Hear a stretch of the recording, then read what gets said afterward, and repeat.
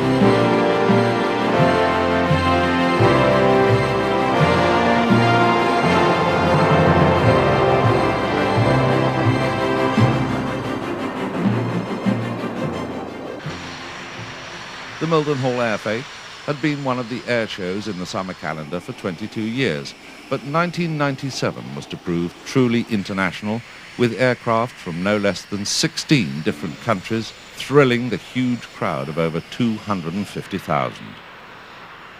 The Patrie Suisse, with their 6 F-5E Tigers, were the first of an incredible 6 national air display teams, which included the United States Air Force Thunderbirds at only their second appearance at Mildenhall at their air fete. The Northrop F-5E Tiger has been one of its greatest international sales successes, with over 20 different nations as its customers. The Swiss Air Force ordered 66 of them in 1978 under the Peace Alps program, and there were follow-on orders in 1981. The Freedom Fighter is a lightweight with both air-to-air and air-to-ground capabilities. It's also fairly economical to run, powered by 2 General Electric J85 GE21B turbojets, which give it a top speed of over 900 knots, and it can carry a very useful ordnance load of 7,000 pounds. It has a combat range of nearly 900 miles. Patrie Suisse showed just how versatile they could be with the calm orders from their leader. Remember, this is only a part-time team brought together from different squadrons for the airshow seasons. Getting to European air shows from Switzerland is no problem, as the Freedom Fighter has a ferry range of just under 2,000 miles. The F-5 was designed around the lightweight AIM-9 Sidewinder. It's one of the most agile light fighters in the world and has been used as the enemy in many a Top Gun exercise in the United States. Patrie Suisse gave an elegant display, as you can see, and are becoming well known throughout Europe as the ambassadors for the Swiss Air Force. This was their first appearance at Mildenhall.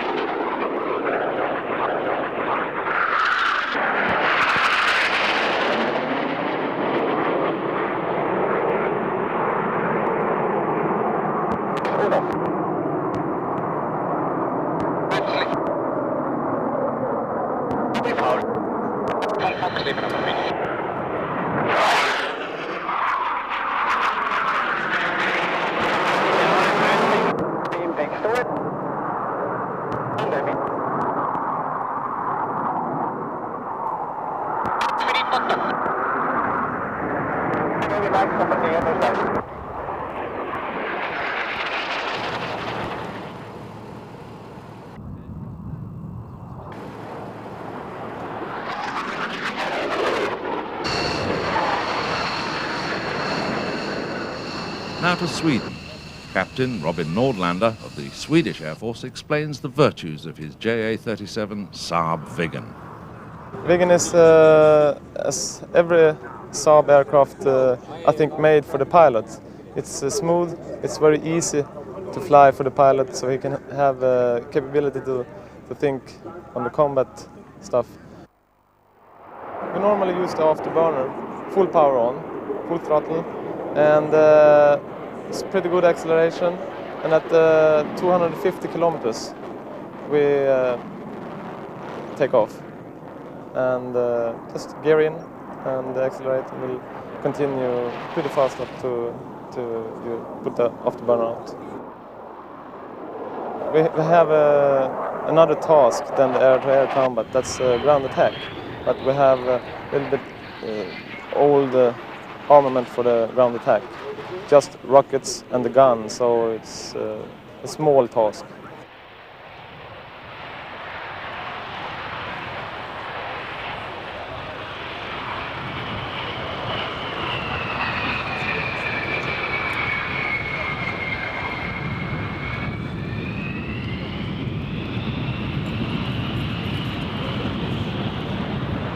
The aircraft is best maneuverability in about under 3,000 meters. That's very good. Higher altitude, the maneuverability will be less.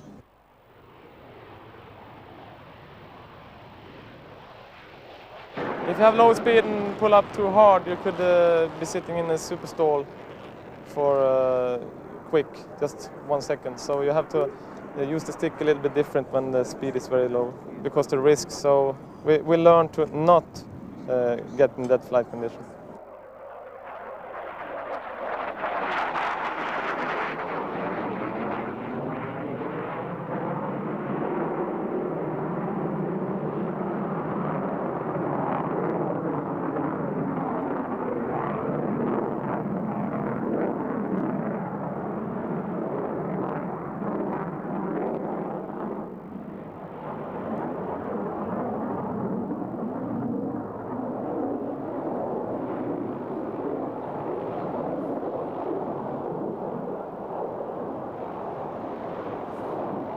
And when you're a student, you fly it just straight down on the runway, and you'll be down. And when you're more experienced? You make a little bit more beautiful landings. You can float out and put it down like a woman. You like that, do you? Yeah, I like that. Sweden was yet another first for Mildenhall. Our host unit at this historic airbase was the United States 3rd Air Force 100th Air Refueling Wing, so it was fitting to have a brief flypast from the KC-135R Stratotanker, which has become one of the most important elements in all the NATO air forces with its rapid response policy to any potential conflict around the globe.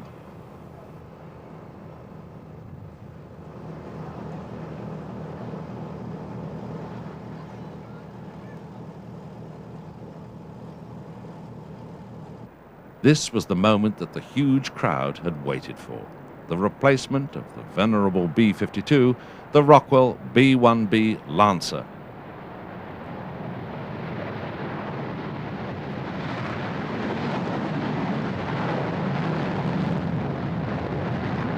Four General Electric F-101 turbofans with afterburners propel this supersonic intercontinental bomber into the Suffolk sky. The ground literally shook. The B-1B can fly nearly 7,500 miles without refueling, and it has a top speed of over 820 miles per hour. It has 3 bomb bays and can carry a staggering load of 84,500 pounds of conventional bombs, or, of course, it has nuclear capability.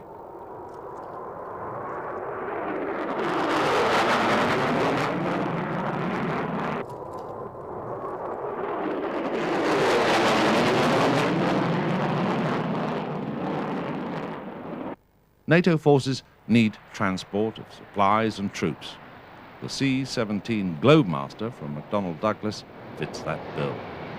It can land on very rough terrain, has STOL capabilities with reverse thrust on all 4 F-117 turbofans, and it can carry 102 fully equipped troops or 110,000 pounds of cargo in its 68-foot main cabin, such as tanks or helicopters.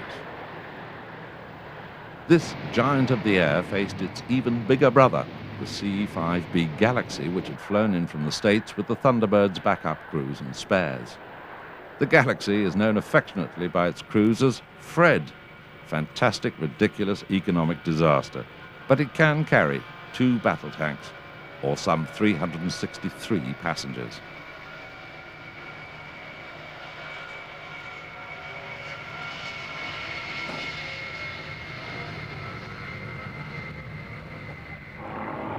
From the heavies to the lightest aircraft in the show, these 4 tiny extra 300s in the very capable hands of the Royal Jordanian Falcons.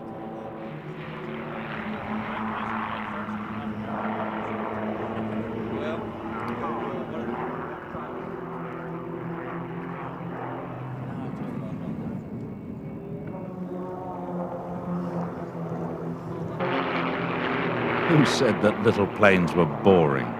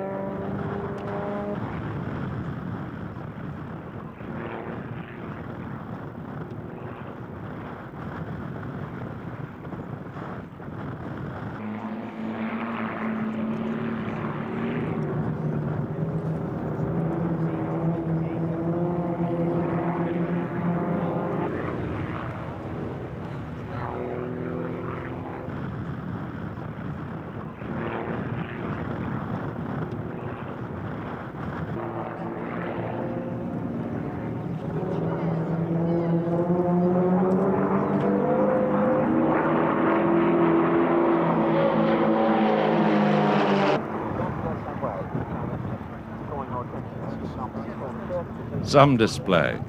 The Royal Jordanian Falcons gave way to Falcons of a very different kind. F-16 Fighting Falcons from the Royal Netherlands Air Force in its bright livery, and the Belgian Air Force. The F-16 is the most numerous fighter in the West. It's statically unstable, so relies on its central computer and electronic fly-by-wire controls to remain stable. The pilot reclines in his ACES-2 ejection seat at an angle of 30 degrees and flies the plane with a side stick rather than a conventional joystick. After the sale of the century, Fokker in the Netherlands built 300 aircraft under license, and Sabco in Belgium built a further 221.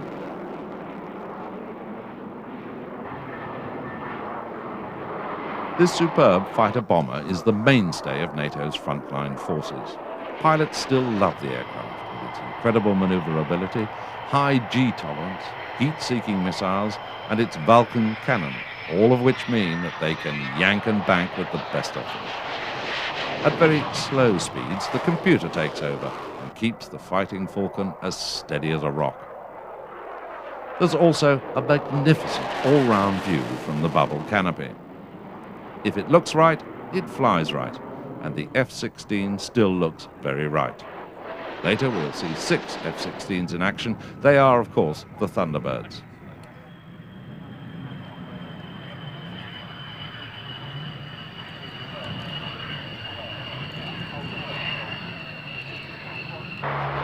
Another Lockheed success story is the C-130 Hercules, which has been sold all over the world for many airlift duties. The YC-130 prototype first flew as far back as 1954. No newer aircraft design has proved more practical at hauling people, vehicles, equipment and supplies within a combat zone. They've served in Vietnam, Grenada, Panama, the Falklands, the Persian Gulf, Somalia and Bosnia. With its high wing, it has an unobstructed cargo compartment with an integral roll-on, roll-off rear loading ramp, which can be used either on the ground or cargo can be pushed out in the air as well. It can fly over 2,000 miles with a maximum payload, and some have been converted to air-to-air refueling, as the RAF did in the Falklands conflict.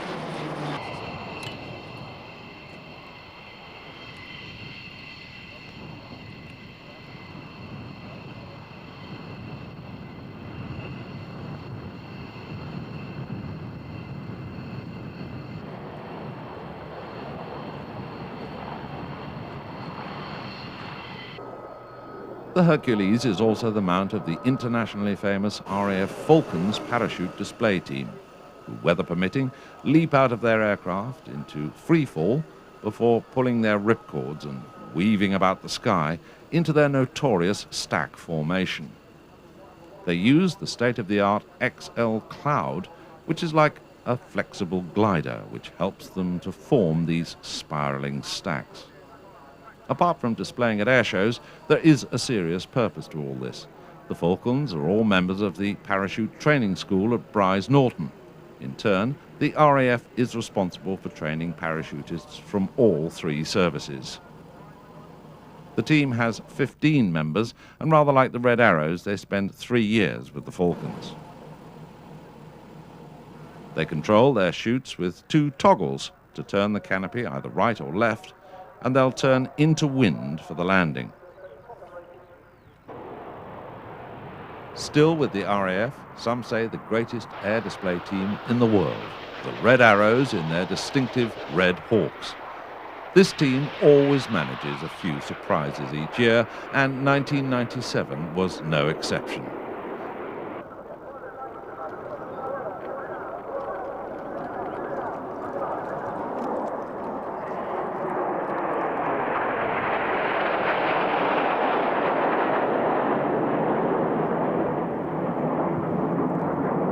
Diamond 9 is probably the oldest surviving maneuver. From this basic configuration, these other graceful shapes evolve.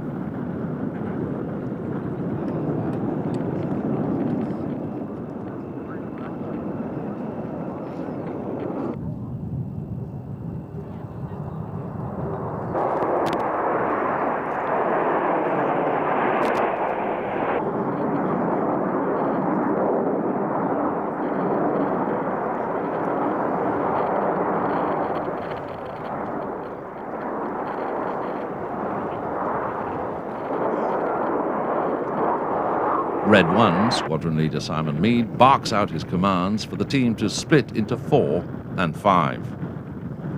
Unlike the Swiss, the Reds are a squadron in their own right, so in a war situation their Hawks would be camouflaged, armed with a 30mm cannon and Sidewinder missiles before the squadron would be fed into the UK Air Defence Forces. Each year, 3 pilots are replaced before practice begins for the next season. In 1997, the new boys were Flight Lieutenant Ian Smith, Red 2, Flight Lieutenant Gary Waterfall, Red 3, and Flight Lieutenant Andy Cuban, Red 5. All the Red pilots are at least at instructor level in the RAF, and to a man are proud to serve in this precision aerobatics team.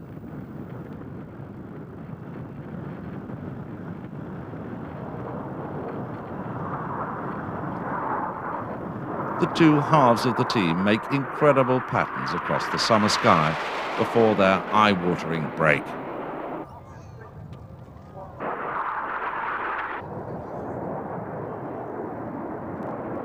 When the synchro pair start a series of death-defying crossovers with a closing speed of some 700 knots.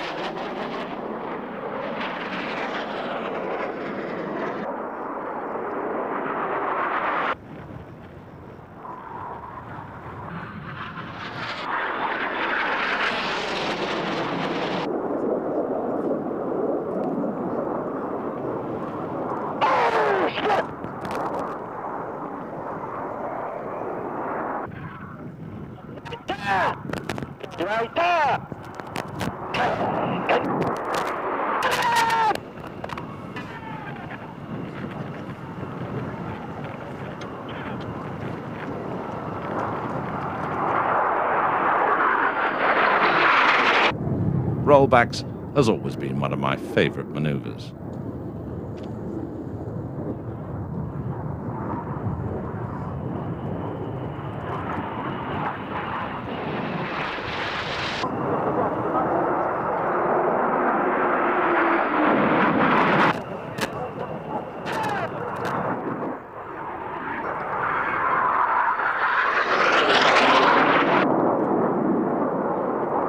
The Reds always return to Diamond 9 before their spectacular parasol break.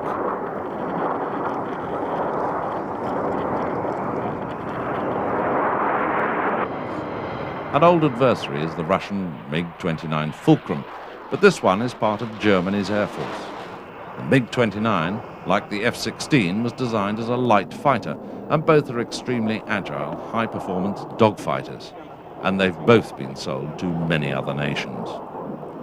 Flying controls are mainly conventional rather than fly-by-wire, but the MiG-29 is extremely stable, agile, and will take a lot of stick in combat.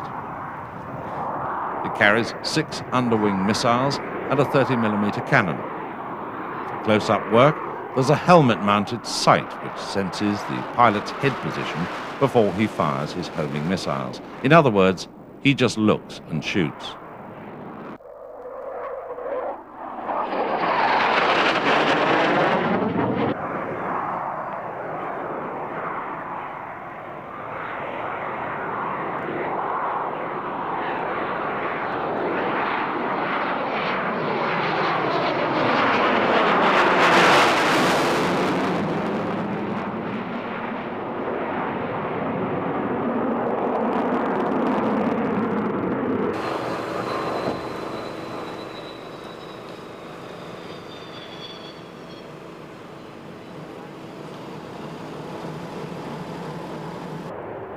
Donald Douglas F-15 Eagle has been the United States Air Force frontline fighter since the 1970s. This one had a very special mission, as we'll see later.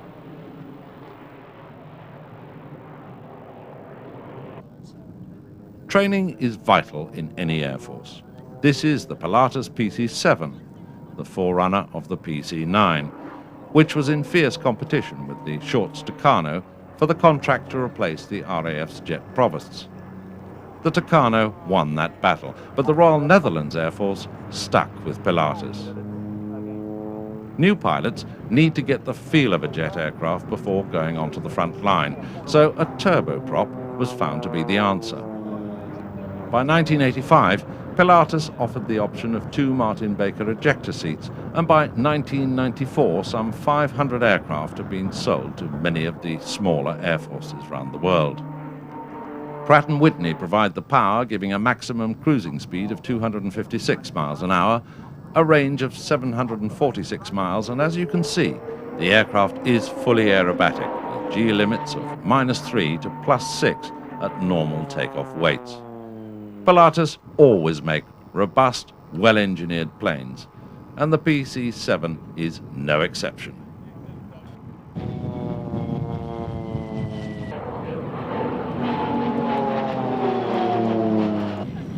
One of the main attractions in this anniversary show was the only European appearance of the United States Air Demonstration Squadron, Thunderbirds.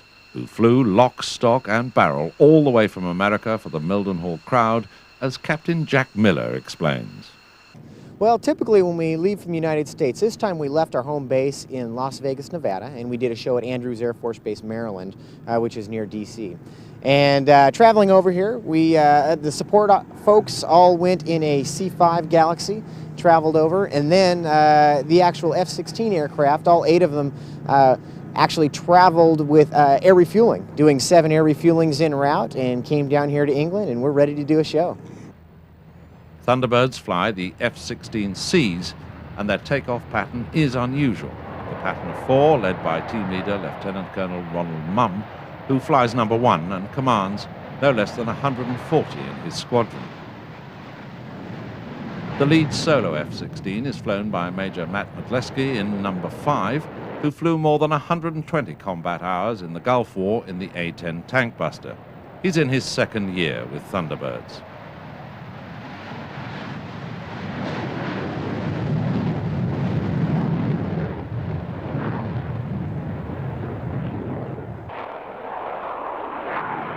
The 3rd element is opposing solo pilot Major Mark Arlinghouse in his 1st season with the team.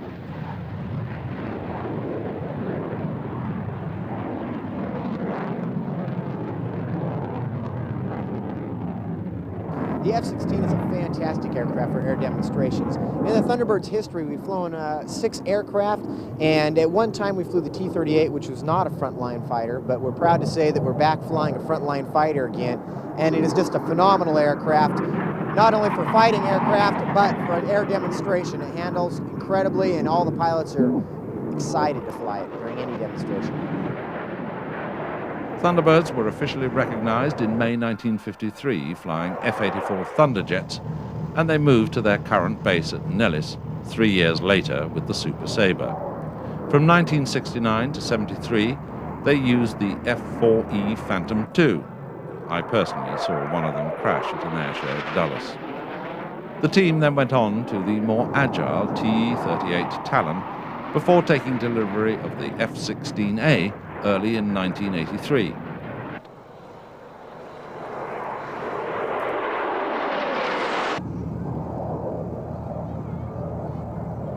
Well, the Thunderbird aircraft are the same F-16s that you'll see at any fighter wing in the United States Air Force. Our aircraft can be converted in 72 hours if need be, but primary role is the demonstration for shows around the United States and around the world. Officers assigned to Thunderbirds serve 2 years with the squadron, while enlisted corps serve 3 to 4, which means that nearly 50% are replaced each year to provide a constant mix of experience.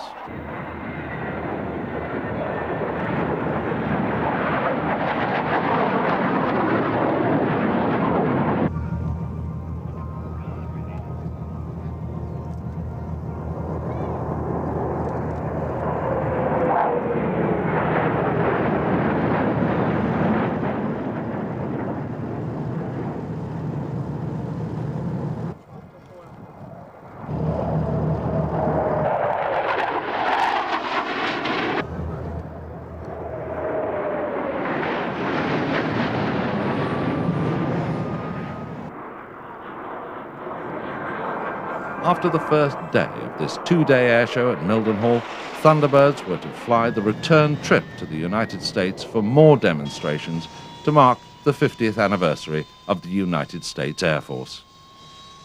It is an incredibly big event. I'm personally very proud to be in the Air Force and on the Thunderbirds in the year of the 50th anniversary, because it's really showing a culmination of 50 years of air power, and to have the opportunity to share this is just immense, because everybody is really, really enjoying this, and we're really proud to be a part of the 50th anniversary.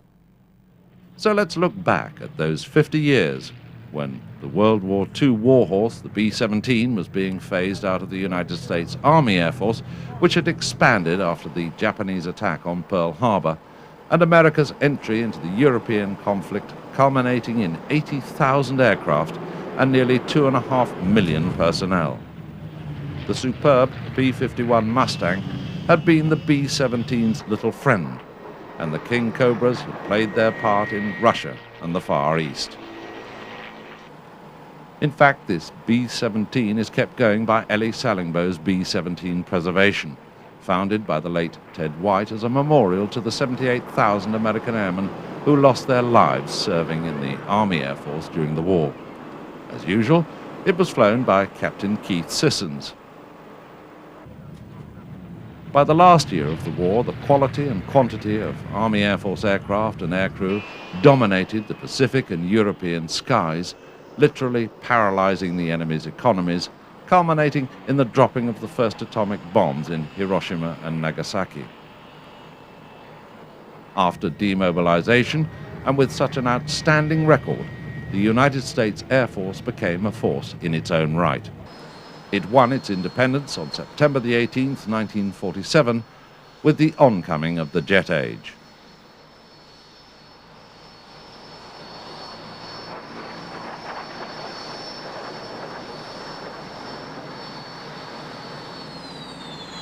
The Soviet-backed invasion of South Korea by communist North Korea drew the new United States Air Force into a brutal 3-year conflict. Its new F-86 Sabre jet fighters were the frontline aircraft of the time. That war ended in 1953, and for the next 4 decades, the United States Air Force provided the cornerstone of the North Atlantic Treaty Organization against the communist-dominated Warsaw Pact.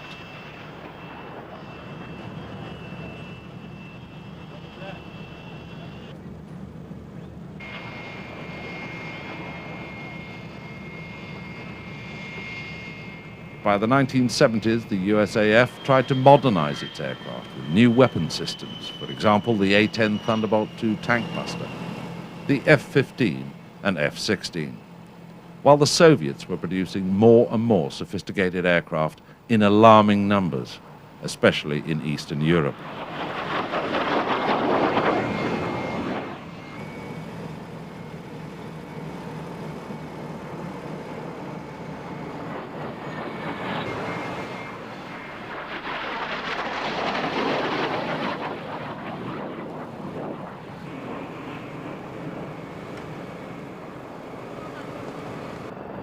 But a decade earlier, the horrendous Vietnam War had virtually bled the American military coffers dry.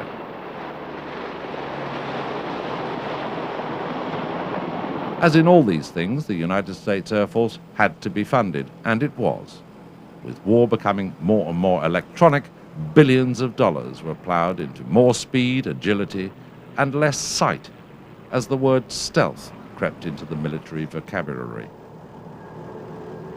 50 years on, the B-2 Spirit, the shape of the modern bomber, was flown from the United States for its first visit to Mildenhall in Europe. The B-2 was the first stealth bomber in the world, virtually invisible to enemy radar. The flying wing design from Northrop is an achievement in itself, but the honeycomb structure and state-of-the-art composites are truly revolutionary. But revolution of this magnitude costs a lot of money in development and manufacture. Each aircraft costs a staggering $2,220 million apiece. Originally, the United States Air Force expected to receive 132, but the more likely figure is somewhere around 30.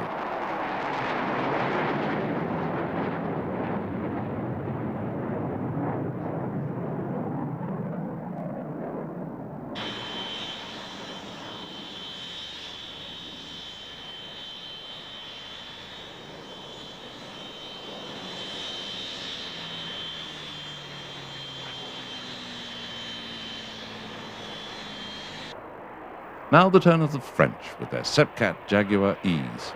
The Jaguar was the result of an Anglo-French agreement as far back as 1965 to produce a trainer and light attack aircraft for limited wars.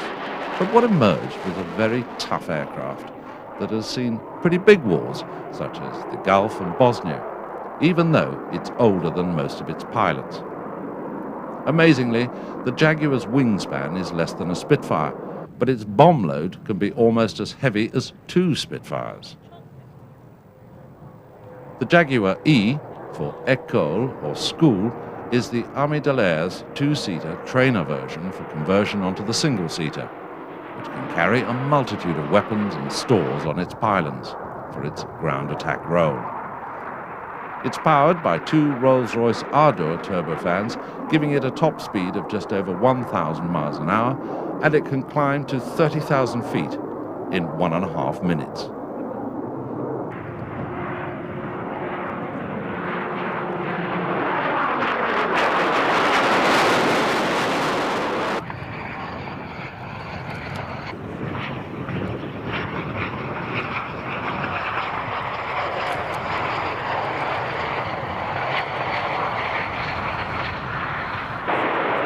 No European airshow is complete without the Patrie de France, who fly with their usual Gallic flair in their Dassault Dornier Alpha jets, which were born in 1973.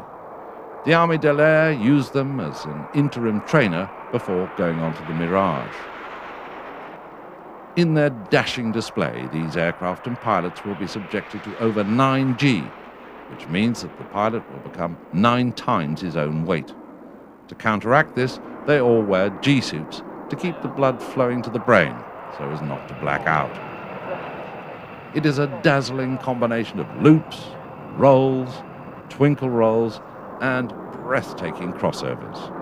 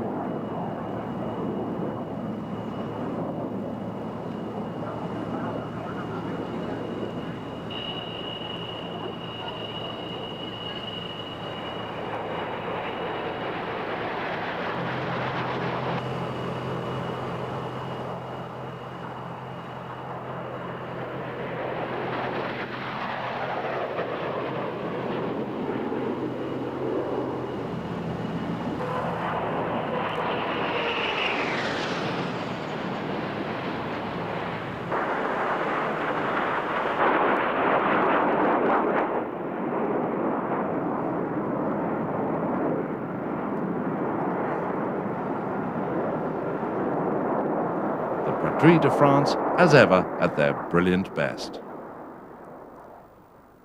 This is what many of the Armée de l'Air Alpha Jet pilots will convert to, the Dassault Mirage 2000, the 3rd generation of a great lineage.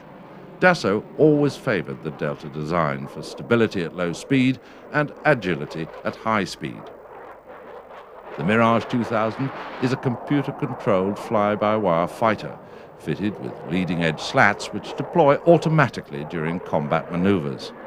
It's armed with two 30mm cannons for close work and a variety of underslung missiles for more long-range work.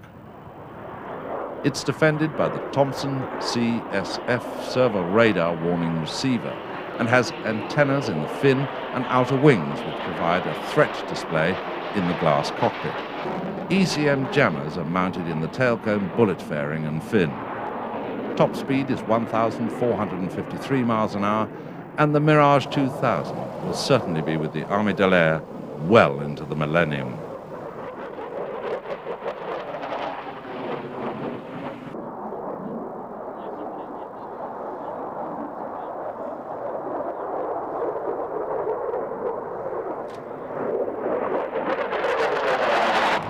This is Nimrod, or the Prowler, which is used by the RAF for anti-submarine warfare. It's an adaptation of the de Havilland Comet, which was the world's first jet airliner.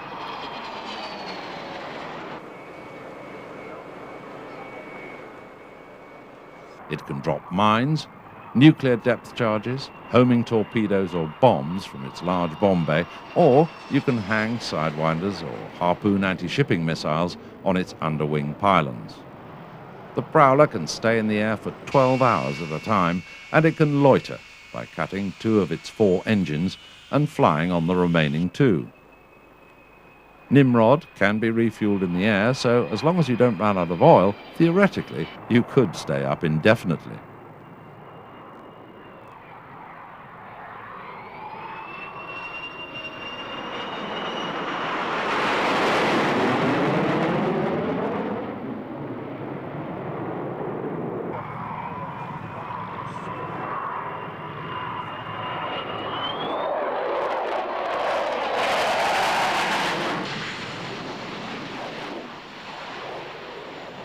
The British have always been great innovators, and aviation is no exception. The Sea Harrier and Harrier are the end product of a dream of controlling a fighting aircraft from the hover to high-speed flight. The Americans, French and Russians all tried and failed to make a viable V-STOL fighter. It was really thanks to Rolls-Royce that the dream became reality, as the secret is in the single Pegasus engine pushing its power into 4 swiveling nozzles, which distribute that power evenly, which in turn allows the aircraft to rise vertically, to hover, to turn on its own axis, and convert into conventional flight. At Mildenhall, we had a unique combination of 2 Sea Harriers and the RAF GR7 Harrier flown by Flight Lieutenant Clive Soff. Today's Harriers are a very different beast from the original design of 30 years ago. It carries 5 times the load, flies further, has a full kit of modern avionics, and more important still, is much easier to fly than its prototype, the Kestrel.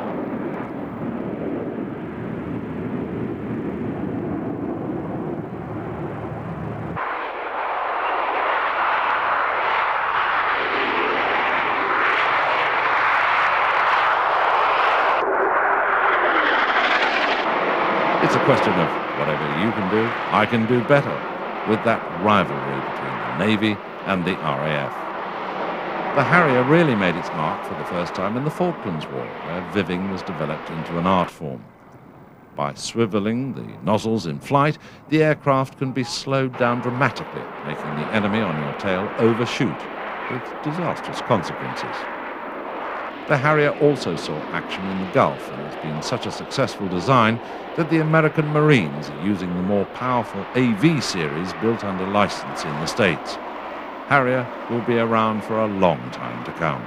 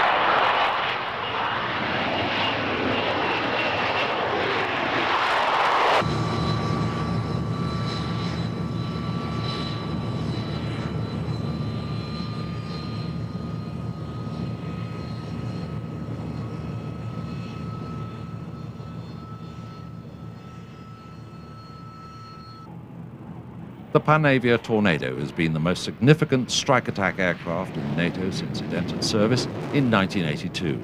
Its ability to attack targets by day or by night in all weathers added a new dimension to NATO's capabilities.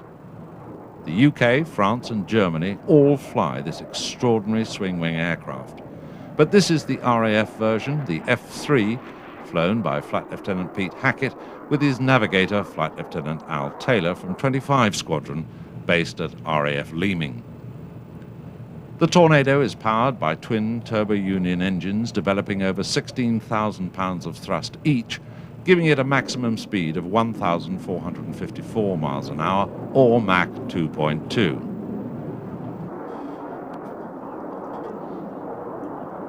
It's armed with a 27mm gun, 4 Skyflash and 4 Sidewinder missiles, which are to be replaced by AMRAAMs.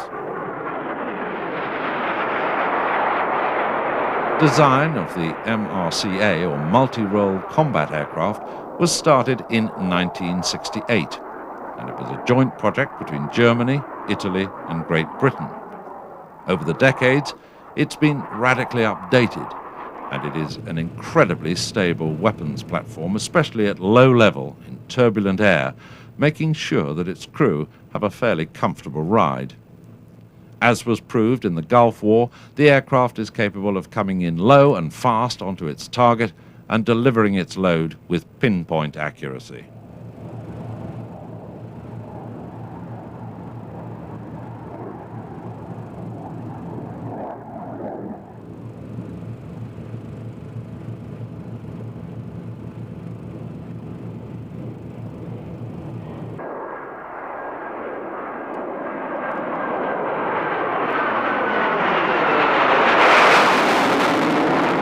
Its swing wings ensure that Tornado can fly at almost any value, and reverse thrust on landing gives it very efficient stopping power.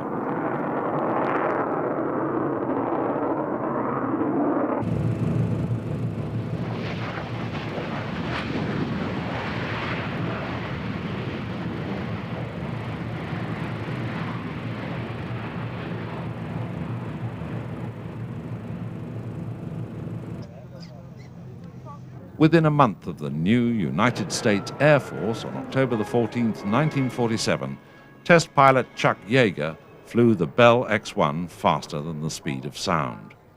50 years on, the Mildenhall crowd saw an aircraft of a very different kind. The world's first stealth fighter, the F-117 Nighthawk, again flown across the Atlantic for this special anniversary.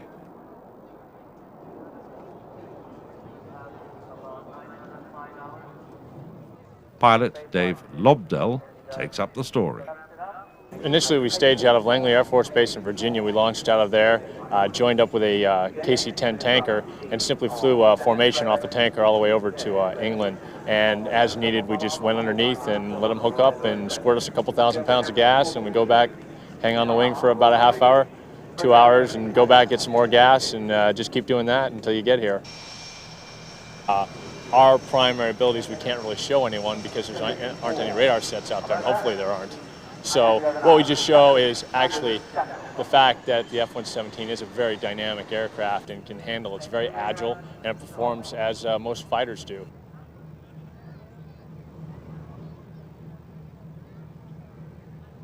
In fact, we try not to be stealthy when we're flying around under air traffic control because we don't want anyone else to run into us, so we have to let them know where we are. If you notice on the sides of the airplane, we actually have radar cross-section enhancers that enhances our radar return. Also, when we stick our antennas out, we have a standard IFF code that, as assigned by air traffic control, will be squawking that so that they can pick up our airspeed or altitude and vector traffic away from us as necessary. So you use a transponder just like any normal aircraft, but of course, as far as primary radar, these devices actually enhance the aircraft's radar image, is that right? Correct, sir. Absolutely. How do they do that? Well, there you stick them on the side there. It's just like a reflector, like a piece of aluminum foil out there that just enhances our radar reflectivity. So do you just turn those on when you're not flying stealth? Is that the idea? Actually, no, sir. They're just bolted onto the side, and we leave them on. In the event of wartime, we'll take them off.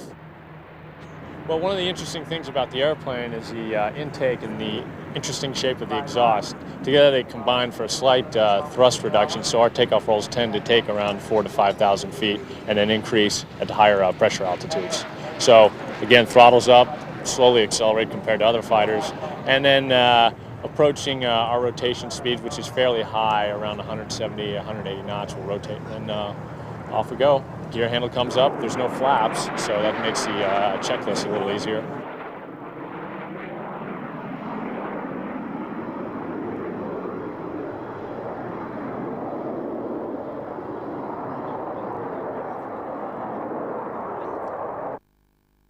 It's designed to go after high-value, highly defended targets, fixed targets like concrete bunkers, command posts, communication nodes, etc. So we go into the high-threat envelope, destroy like communication nodes or command and control nodes so that the rest of the airplanes can get in untouched. Top speed is high subsonic. High subsonic. We don't go supersonic because if nobody can see, you don't need to go fast. We operate at a variety of altitudes, and the tactics and the threat will determine what altitude we ingress at.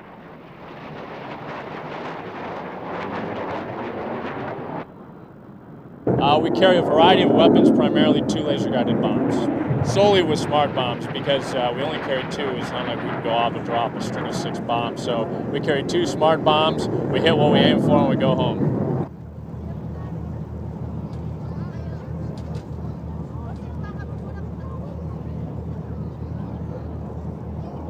If it's a daytime pattern, like some of our training missions, we'll initially go into the overhead at 300 knots, pitch out, lower the gear, maintain around 195 knots around the final turn, and then slow to on speed, which is anywhere from 150 to 160 knots, and then crossing the overrun, we'll pull the power back, flare, and touch it down nice as you please.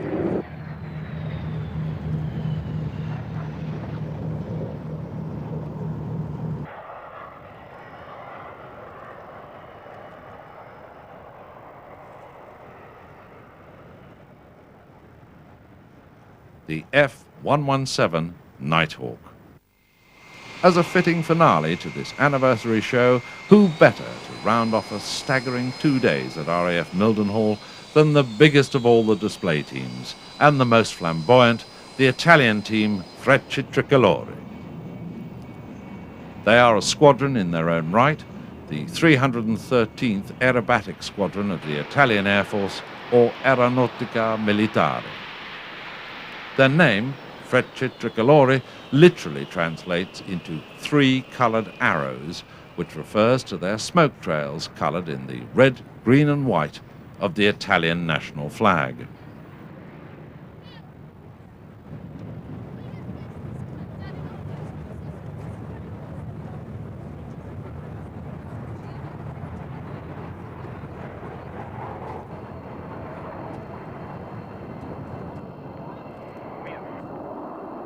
This colourful 10-man team fly the Ermaki MB339A, a subsonic 2-seat attack trainer which has been sold to many countries, including Argentina, who used them in anger against the RAF in the Falklands War.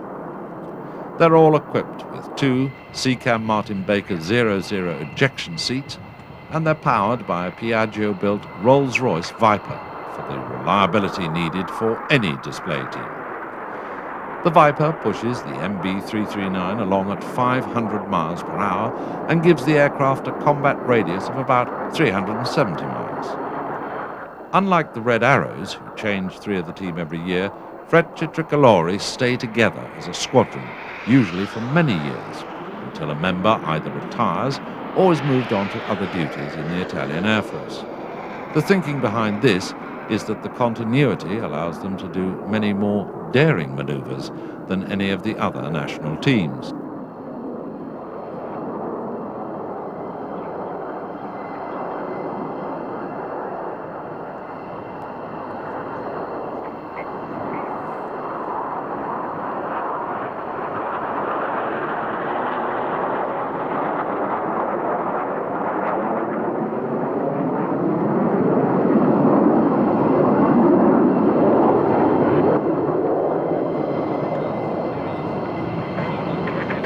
time of conflict, the squadron can be quickly turned round into battle readiness, just as the Reds and the Thunderbirds can.